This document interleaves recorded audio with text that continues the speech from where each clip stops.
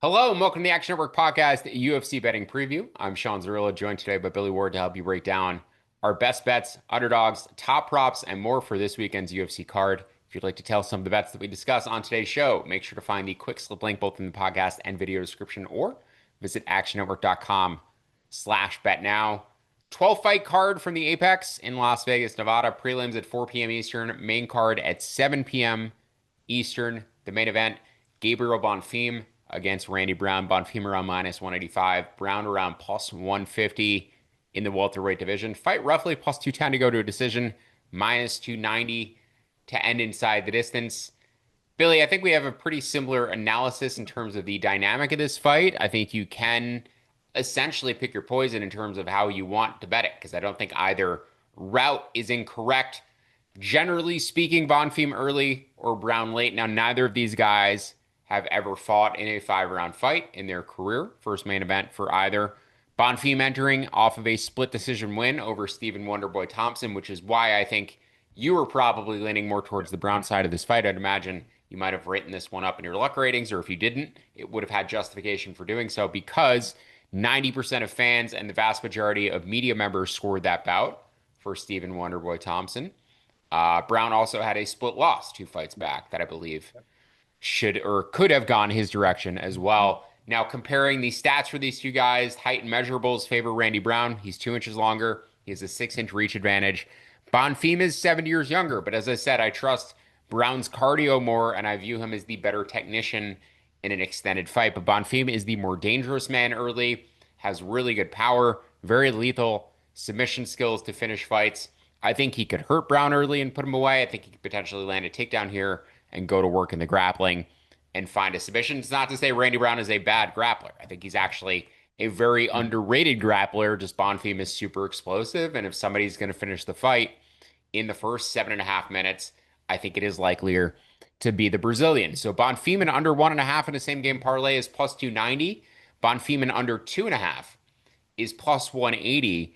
But I'd be targeting Randy Brown anytime live after round one, potentially after round two. You can watch how the cardio dynamics play out here. I do think the small cage helps Bonfim from the jump as well, just has less distance to go in order to close it and get on top of Brown, potentially finish the fight. So Bonfim early into Brown live. You could play Brown's late props as well. You could play Brown to win by decision. I think there's a number of ways you could play it. I'm just going to go very likely with either Bonfim under 1.5, as I said, close to plus 290, or under 2.5 at plus 180, and try to bet into a Brown line live at a better number than his pre-fight price. Billy, you put in the sheet here Brown in over 2.5 at plus 225, so the opposite approach, but in addition to Brown as a potential live wager as well. So, like I said, we break this one down probably pretty similarly. What did you think I missed in terms of my breakdown?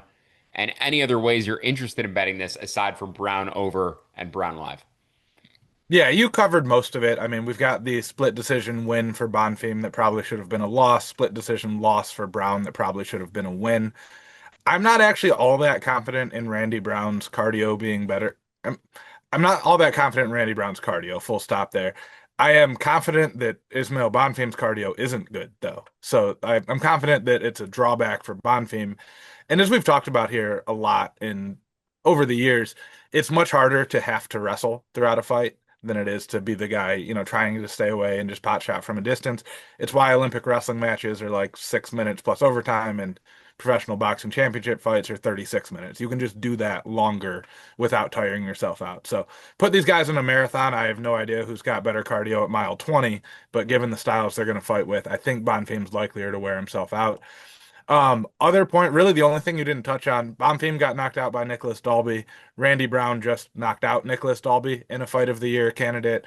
Um, it's an older version of Dalby. It's not a one-to-one comparison. Bonfim was young in his career and has progressed since then. Blah, blah, blah. I do think Brown has the better power and probably the better durability of the pair of them. Good enough grappler that I think he should be able to survive the opening few trips to the mat. And if he does, it'll be his fight late. Fully agree with your point, though. I think we could even get, if you're trying to play both sides of it, get even a little bit greedier and throw the submission prop on with the Bonfim and the under. Don't really see a knockout coming. Continuing that thought, if you want to get greedy, you could do Brown and over and knockout. that'll give you big odds just because taking the over and a knockout is obviously anti-correlated. So a few different ways you could play that, kind of just based on risk tolerance.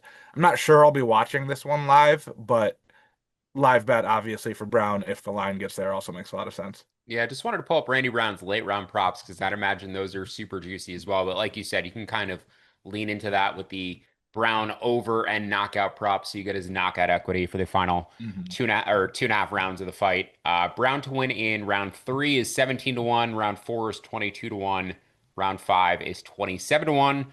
Bonfim is around plus 430 to win in round one. So I'd much rather be betting Brown's late round props at those numbers than Bonfim round one at plus 430. I think the Bonfim in under 1.5 at plus 290 Yeah. is a much better bet than Bonfim round one at But you could plus. throw the submission onto that bet You can too throw and the get it. submission on too I as don't know well. what those parlay odds would work out to, but it's not a great fight. I don't think either of us are betting too much on this card in general.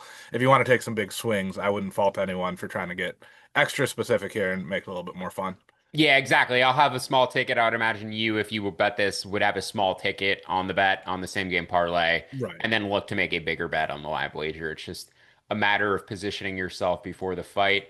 I mean I have the numbers here, so I may as well just pair together Bonfim submission and the under 1.5 at DraftKings is plus 425. The under 2.5 is plus 295. So yeah, I'd certainly prefer either of those to his odds to win in round one.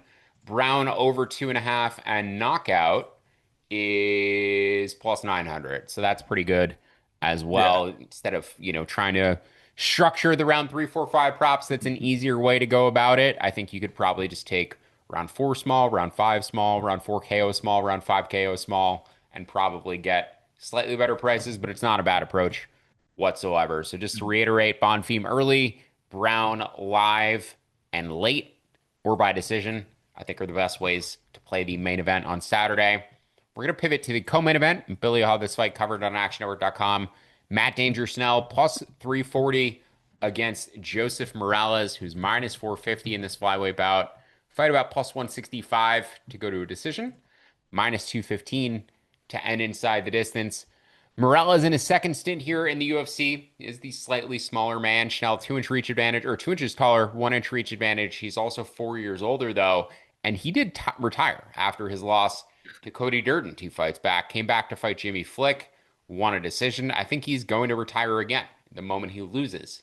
Again, I'm surprised he's back fighting in the UFC for multiple reasons. Number one, the damage he's taken.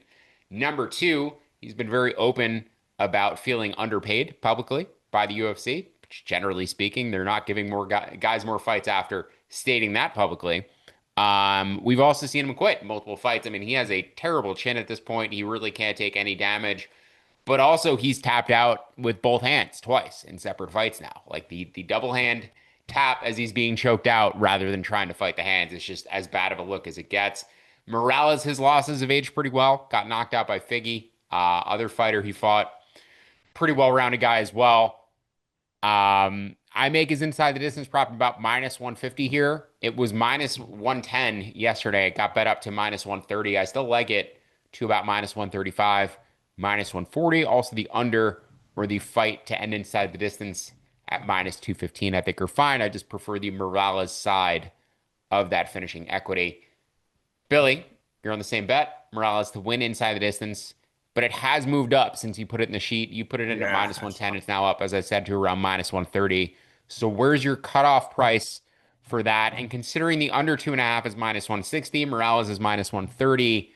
At what point would you prefer the under to Morales? Yeah, that's it. I wasn't even comparing it to the under necessarily so much as his point spread, which last I looked, they set it minus 7.5, which is Mm. obviously you have to sweep 30-27 or get a finish. I think it's more when those lines get too close together is when I would consider pivoting. Not really the case yet. The minus 7.5 is minus 165 at DraftKings. Minus 130 is a better price considering that contains most of the ways we get there. And So Schnell's a good minute winner too. So like, but I'm not laying a point spread in any. yeah, that's one of those where if it gets to a decision, I don't feel very good about holding that ticket. So I'd Yeah. rather just have the inside the distance at minus 130 or so. I think probably take it to like minus 150. As you pointed out, the under also makes a lot of sense because if it goes to a decision, we're a little nervous. That is, oh, they got this set at 1.5 now. So that's a tough one too. I'd be confident enough with the under 1.5 unless they gave us a much better price than we're currently seeing. Um, you pointed out he's retired before. This is MMA. He could retire two, three, four more times before it's all said and done. It it's the same thing we saw with Jalen Turner. These guys are retiring, quote unquote, but they're out for less time than some fighters who aren't retired. Like they retired and are back in 6 months, and we've got guys who haven't fought in 9 months who are theoretically still active. Just a crazy sport. Stop saying you retire, nobody believes you, and no one's going to give you more money for it, as Henry Cejudo learned. He quote unquote retired as a champ, and they were like, "Great, we'll make a new champ." Nobody cares. So it is just not a worthwhile game to play. As you pointed out, the two career losses for Joseph Morales got knocked out by Figgy when he was like 23 in his second UFC fight. No shame in that. Other loss was a split decision. I also think it's a really bad stylistic matchup for Schnell. He beat Jimmy Flick in his last fight, got taken down 5 times. Morales, this version of him has been very wrestle heavy, very pressure forward heavy in a little cage. Jimmy Flick, great grappler, horrible wrestler. If Jimmy Flick takes you down 5 times, I think Morales will have no problem getting into the mat. I almost went Morales by submission. Last I looked, it was more likely than knockout, which kind of by default I never really want to play into. It's just we see so many more TKOs because you can get a TKO via grappling, but you usually don't get the inverse on the feet. I think I like the inside the distance better. If you wanted to push it, you could go submission. That's the vast majority of his wins so far have been that way. But if he starts raining down blows, as you pointed out, I worry about Schnell's chin and his ability to, or more desire, I guess, than ability to stay in there when things go bad. Morales inside the distance. Consensus best bet on our fight of the night on this card. Before we move on to our favorite underdogs, football season's here, folks. We've got some huge improvements and updates coming to the award-winning Action Network app, which we're very excited to discuss in this week's ahead. But to get the most out of the app, you'll still need to be an Action Pro subscriber, and it's only with Action Pro. You get real-time pick alerts from me and the entire Action Network team of experts. Plus, you can access pro projections powered by Sean Kerner and our predictive analytics team, plus a ton of other benefits. And right now, Action Podcast listeners can save $20 off the annual price of Action Pro. Just go to actionnetwork.com/pro and use promo code POD20. That's actionnetwork.com/pro and use promo code POD20 for $20 off the annual price of Action Pro. We're actually working on getting the UFC projections updated or uploaded into Action Pro by hopefully the first card in January. So keep an eye out for that. UFC projections hopefully coming to the Action Network app and the Action Network projections hub in the near future. Money lines, inside the distance goes to decision, and prop projections hopefully will all be in there in the near future. So looking forward to that. So you guys don't have to wait until my article drops on Friday or Saturday morning at this point in order to see the prop projections. Hopefully I'm able to get those to you guys by Friday afternoon so you can end up using them. Let's pivot to our underdog section. We've got one consensus dog here and then one other that each of us like. We'll start with the consensus dog play, and that's Mayra Bueno Silva against Jacqueline Cavalcanti in the women's bantamweight division. Cavalcanti, the bigger fighter, 2 inches taller, has a forward reach advantage. She's also 6 years younger, and she is the better striker. She's outlanded opponents by nearly 3 strikes per minute at distance, 2.8. Mayra Bueno Silva outlanded by 1.6 strikes per minute at distance against her opponents. But Cavalcanti also went to a split decision with Josiane Nunes where she doubled her up in every round because the power just is not there in her hands. I think MBS carries more power. She obviously has full grappling upside here too. She has only completed, though, just five, I believe 5 of 17 takedown attempts in the UFC. And her control rate is just 27%. Oftentimes, when she is having success grappling, it is from the bottom, hunting for submissions off of her back. So typically, armbar, guillotine, people wrestling her is the best way for her to find submissions.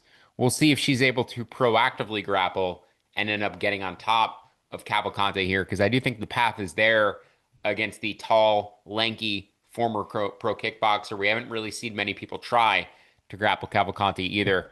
So, Billy, how do you see this one playing out? I'd assume you want MBS grappling if we're going to end up cashing this ticket, and then you see a potential path to a finish for her as well. I would give her more finishing upside too. I think, the synopsis here of the bet is not only full grappling upside, but the likelier finisher as well. So Mhm. combining all of that at plus money is pretty appealing. What are your thoughts?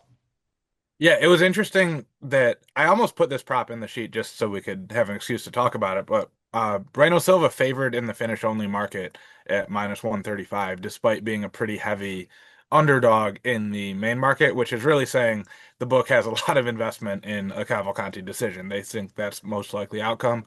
Her striking numbers, while good, are somewhat misleading. She's fought Zara Fire, Josiane Nunes, Julia Avila, and the Nora Cornell, who is a decent striker, and they were 54-54 in the strikes. I thought Cornell won that fight.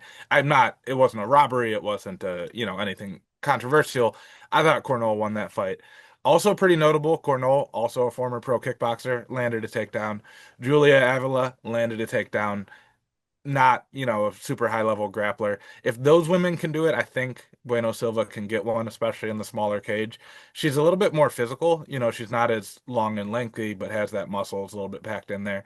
And she can get standing submissions. We saw her get the ninja choke on Holly Holm up a weight class. Or no, this one's 135 as well. She's gone back and forth. But if you can get a standing submission on a huge, strong bantamweight like Holly Holm, you can probably catch one on Cavalcanti if we get into a clinch situation or anything like that, which is fairly likely. So, like MBS's underdog, also just kind of the classic underdog in a fight we expect to go to a decision, which Hmm. is even better when we think if it ends, it's because the underdog finishes it. So it kind of checks all the boxes there. I'm doing half a unit on her money line and then betting to win a half a unit, so about zero point 0.7 units on her finish only market at minus 145. Would not fault anyone for just taking the underdog shot straight up. That just gives you a little bit more safety the way I'm structuring it, where if it goes to a Cavalcanti decision, you've only risked half a unit instead of a little bit more than one, or however you play it. Glad you had the weight class. She did fight for the women's bantamweight title, tried to drop back to flyweight for her last bout against Jasmine Jasudavicius, and just seemingly had nothing in the gas tank. So Yeah. happy she's going back up to 135 here. Wanted to point out her point spread plus 3.5 is minus 165. So just further evidence that the book is pretty tied to a Cavalcanti decision. Seeing the minus 165 on an underdog whose money line is north of plus 200 is not all that common. It's because this fight is juiced to minus 300 or higher to go to a decision. So as Billy said, not only, you know, fight likely to go to a decision, which means it's likely to be close. Getting the fighter with full grappling upside in the event that it does end inside the distance, we have the fighter with more finishing upside too. So three different reasons, in my opinion, to bet on Yeah. Bueno Silva as the underdog here, on top of Cavalcante going to recent close decisions, on top of the fact that MBS has faced better competition, former title challenger. I Yeah. think there's a lot of reasons to like her as an underdog this weekend. Models certainly point in that direction as well. She's my biggest projected money line edge for Saturday. I actually just wanted to pull up where it put her initially. I have her at plus 125, so a Yeah. substantial number Yeah. and a substantial difference compared to the listed line at present. Certainly get it if it's a 15-minute kickboxing match. Cavalcanti likely runs away with it, but definitely think it's worth betting into a plus money. One of your underdog selections for this week. I don't have any tape on Max Jimenez. I'm not even sure if that's how you pronounce his name. He's Brazilian, so I want to give him the ish on the what looks like it would normally be Jimenez, but I believe it's Jimenez against Josh Hokett, who's making his UFC debut. Heavyweight Colby Covington against a decorated Brazilian Jiu-Jitsu world champion. You're taking the Jiu-Jitsu guy here with Jimenez. Is that the Naturally. correct pronunciation? Were you able to find any tape on him? And how do you see this fight playing out? I've heard both ways. The last I saw anyone talking about him was at CJI2, which was a rotating cast of very unserious commentators who called every version of their name under the sun. So I have very little confidence in how to pronounce it. Um, yeah, naturally I'm picking the jiu-jitsu guy. That's partially personal bias. We're going to see that from time to time. I also find Hokett deeply annoying after his Contender Series win, so that doesn't help. From a more serious standpoint, though, Hokett, former collegiate wrestler and former NFL practice squad member. Yeah. He was Kyle Juszczyk's backup with the 49ers. Hmm. You latch on as a fullback with any other team in the NFL, you might get called up, not San Francisco. So tough break there. That's who signed him. Here we are. He makes no bones about the fact that he's just going to shoot right away in every one of his fights until it doesn't work. If you watch Hokett's tape, within like 10 seconds of every fight he's ever been in, he just shoots a blast double and then beats people up on the ground because he's a much better athlete than them and also has a college wrestling background. The one archetype of fighter you don't want to do that to is a Brazilian Jiu-Jitsu guy who probably can't take you down, but will be very happy if the fight gets there. That is Max Jimenez. we could also see the other way this plays out is just like big Bo Nickel versus Paul Craig, which would be very sad because nobody wants that. But neither of them can strike, so we're kind of just flipping a coin between two big sloppy guys, throwing leather if it does go that way where Hokett uses his wrestling defensively. I'd make Hokett a slight favorite in a straight up striking match here, but not minus 350, minus 400, whatever the line is now. So, couple reasons to be on Jimenez other than my various biases. And I also like Jimenez by sub, especially if you got like bonus bets floating around anywhere, something like that. I just took my DraftKings King of the Court bonus bet and threw it on Jimenez by sub at plus 1200. So, 20 something dollar bet there at plus 1200, half a unit on his money line because maybe we get a TKO on the ground after he hits a butterfly sweep or whatever. So, those are the two ways, and I'm very excited for this one. Might actually be the fight on the card I'm looking most forward to Mm. for like many of the wrong reasons, but that's what heavyweight brings us.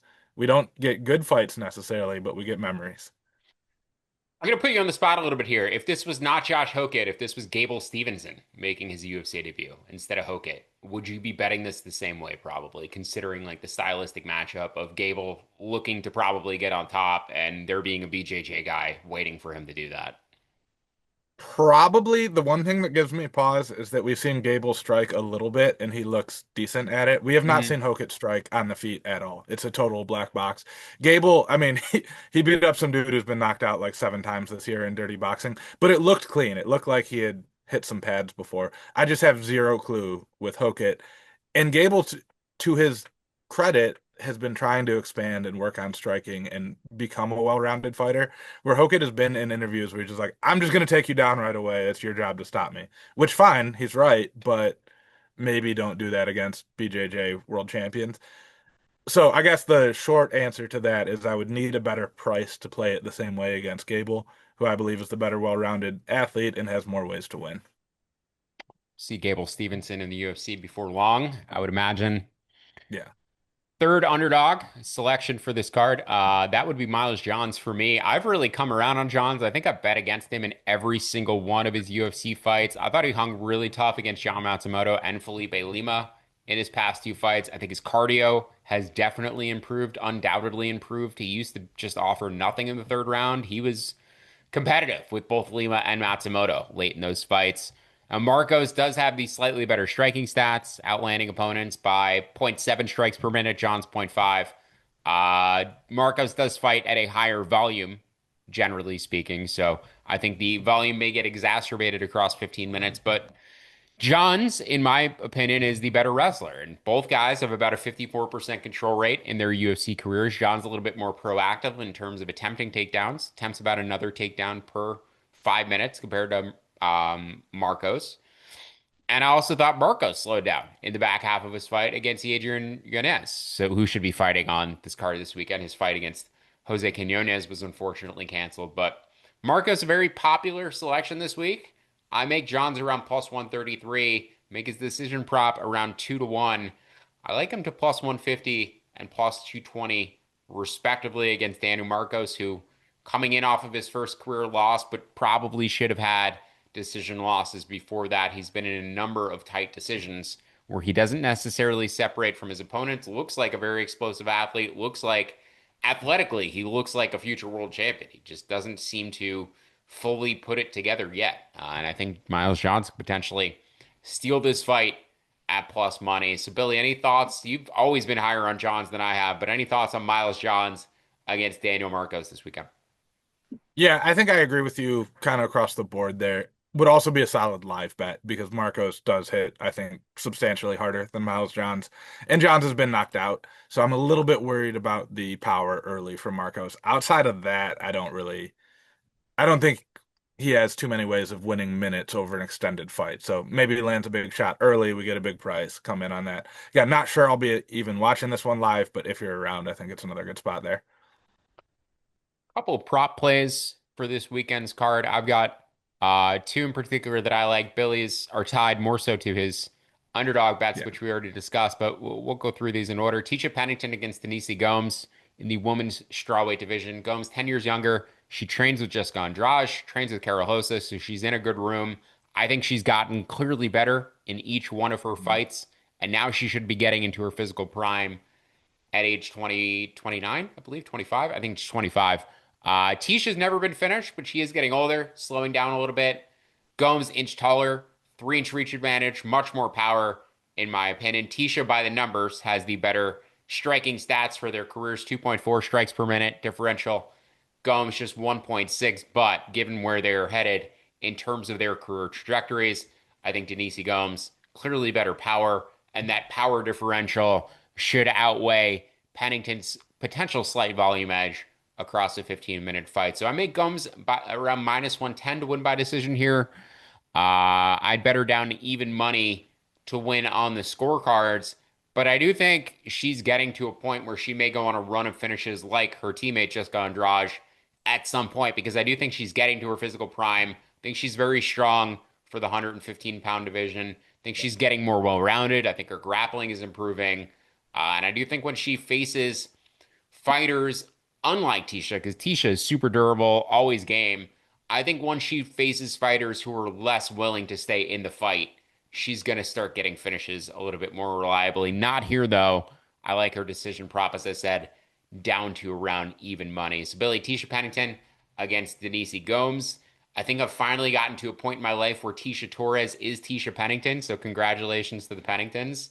I can finally like unite you as one group of people instead of like keeping your surname separate because it took me forever to get past Tisha the Tiny Tornado Torres, but now officially Tisha Pennington in my brain. I have no issue saying it. Do you have any interest in the dog this weekend against Gomes, or are you with me on the favorite? Yeah, I just checked my little sheet where I tracked the lines earlier this week, and mine still says Torres. So I need to update my Shame. priors on that one. It's just if it weren't such a wonderful Yeah, alliteration with the the nickname and illiterate. the full name, I Yeah. would have moved on. But look, I have no problem with Yana Santos not being Yana Kunitskaya Mm. anymore. It's just the tiny tornado Torres was so perfect, and we've ruined it. Um, yeah, fine with your pick. I think that's probably right. Tisha, very hard to finish. Only other angle I have here is Denise Gomes' takedown props. She got 3 takedowns in her last fight against Elise Reed Hmm. in 5.5 minutes, and Pennington has been taken down 9 times in her last 2 fights. So I think that's probably the more obvious route here for Gomes. If she does win a decision, it probably comes with some takedowns because um, Pennington's empty volume on the feet tends to win her minutes that she maybe doesn't deserve or sometimes does. She just does a lot of barely significant strikes on the feet. If you're Gomes and you get a couple takedowns, land a little bit of ground and pound, you can cement those rounds a little bit better. That should be the game plan. And as you pointed out, if we think she's hard to finish and it goes all 15 minutes, that gives you more opportunities to look for takedowns. So, not sure if they will even have those lines on this fight at any point, or if it'll be like right before fights start, but keep an eye on those. Yeah, a few more kias from Tisha in this fight, but I think Gomes going to be landing with definitely more power, and that's going to Yeah. end Yeah. up swaying the judges. Ricky Simon against Ronnie Barcelos in the bantamweight division. Simon, 5 years younger, has a 2-inch reach advantage here. Barcelos has the better striking stats across their career, outlanded by just half a strike per minute at distance. Simon closer to 2 strikes per minute in the red. Simon does have the better control rate, though, 91% versus 79% in all grappling exchanges. He also attempts more takedowns per 5 minute, 5.6 per 5 minutes at distance, just 3.4 for Howney. But overall, I do lean Howney in this fight.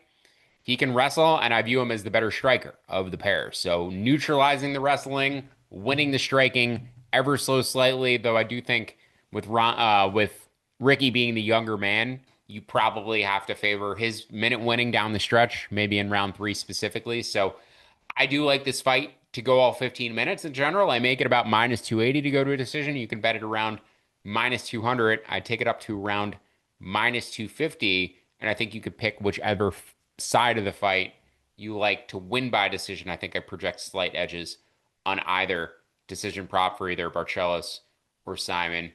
Billy, Ricky Simon against Henry Barcelos. Any bets or thoughts for this fight for you this weekend? Yeah, I don't have anything on that myself. I think I would go Simon and decision if we're going that way. Mhm. You just always worry that Barcelos is going to pull off some cool kick or something and smoke a dude. So it's been a while since he's done that, but it's in the game. It's something he used to do somewhat more frequently.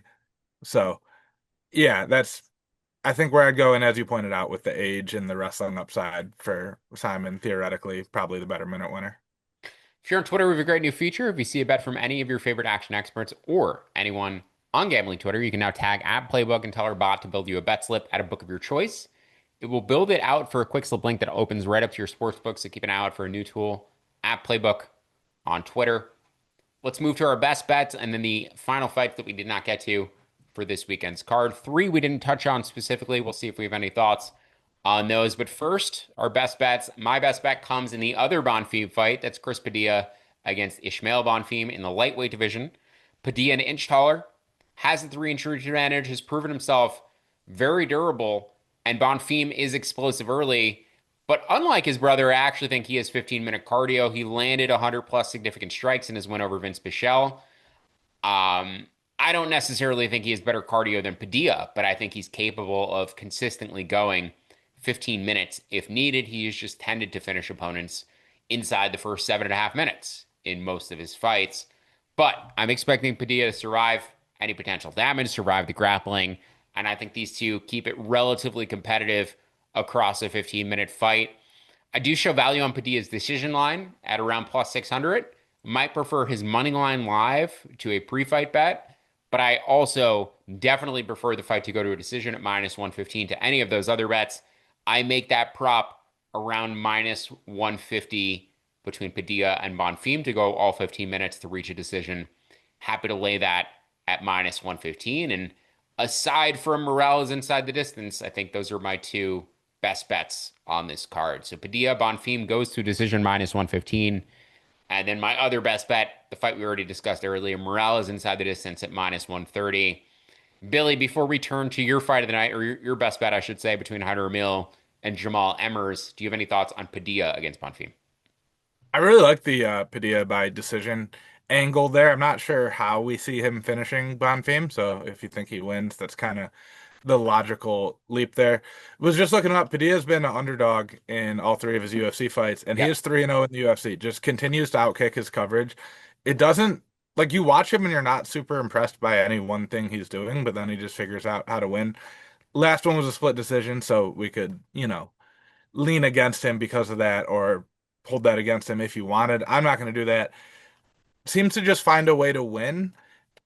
Kind of the opposite of the fighter I am betting against with my best bet in Jamal Emmers, who manages to snatch defeat from the jaws of victory, often, sometimes through the fault of bad judging, but even in that fight against Jack Jenkins, could have easily made that a clear win, instead left it close, and the judges went against him. His alternated wins and losses in the UFC, the guys that Emmers has beat, I think are like a combined 1-9 in their UFC career. And he's lost to Nate Landwehr, Jack Jenkins, Pat Sabatini, Giga Chikadze, two of those split decisions. So had some bad luck in there. But is it bad luck when you're not taking the most logical path to win a fight, or are you needlessly exposing yourself to risk, I guess? He probably deserved to win at least one of those two, but if he was smart, it wouldn't have been that close. He didn't need to make either of those that close. I think Haider Emil, in terms of skill level, is a lot closer to Nate Landwehr, Jack Jenkins, Pat Sabatini, Giga Chikadze than he is the plethora of no longer in the UFC journeyman that Emmers has been able to beat. Emmer's athleticism also just hasn't been the same since he got his knee destroyed by Sabatini. There is Yeah. that factor. He's won some fights since then, but he hasn't looked the same. He hasn't looked like the explosive fighter he was before. Haider Emil, very explosive, very aggressive, gonna take it to you. I had him in my luck ratings at minus 135. When I was filling out our sheet, I think minus 142 was the best. Not sure if that is even still there right now. I think I'd take Emil up to like 160 or something, though.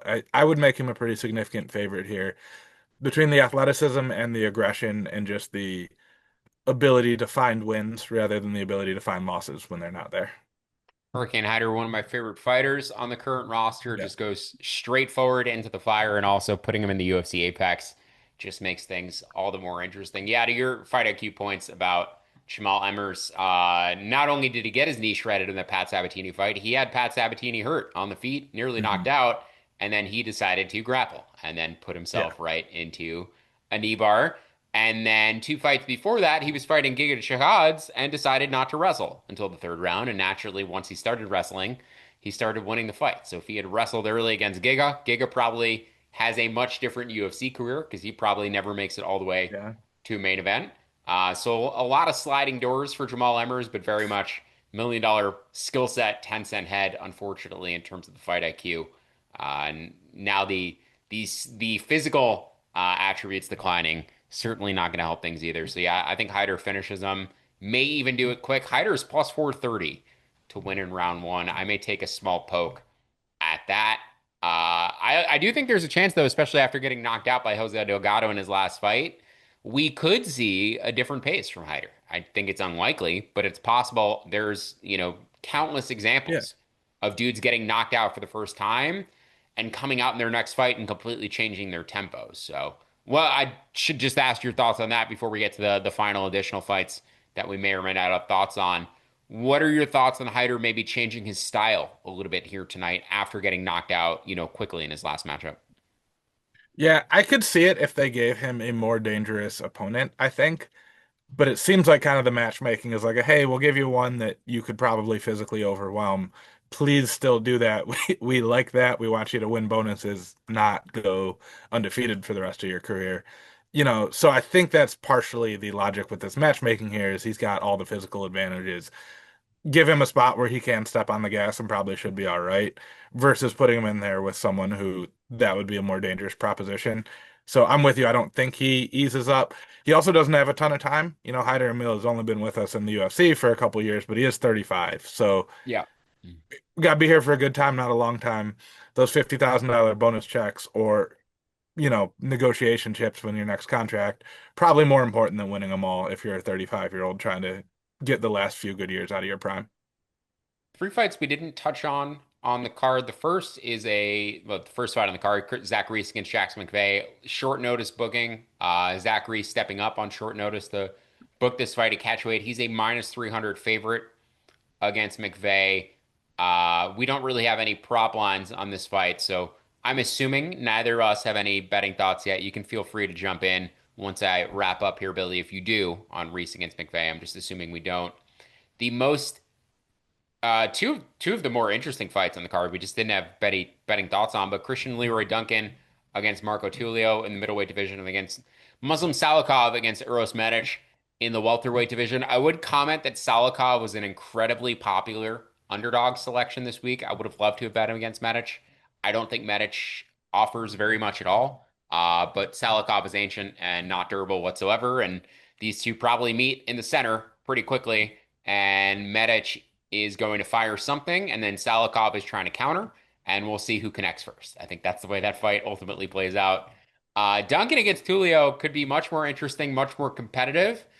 I think Tulio is a very high level prospect. Duncan, we've seen, is super polished and technical. I think that has fight of the night potential, absolutely, between those two. I would probably lean towards Duncan to win by decision if I had to place a bet. If I was looking for value, I think Duncan decision plus 500 probably has to be a value bet because if this does go all 15 minutes, I think he's going to make it competitive. But among those three fights, I'm not really interested, nor did I really project much value on any bets yet, or should caveat the Reese McVeigh fight. We just don't have enough information yet. So, Billy, Reese McVeigh, CLD against Marco Tulio, Muslim Salikov against Eros Medic. Take them any order you want. Skip them all if you'd like to. What other betting thoughts do you have on these fights? Zach Reese, 9,100 on DraftKings for DFS. I think that's a pretty good spot. He should roll right through Jackson McVeigh, but he's taking it on like 4 days' notice at a catch weight. We have no idea how prepared he is. That makes me really like him for like DFS GPPs, not someone I'm willing to lay juice on or play any of his props as they come out because those will probably be juicy. Salikov Medic for all the reasons you said.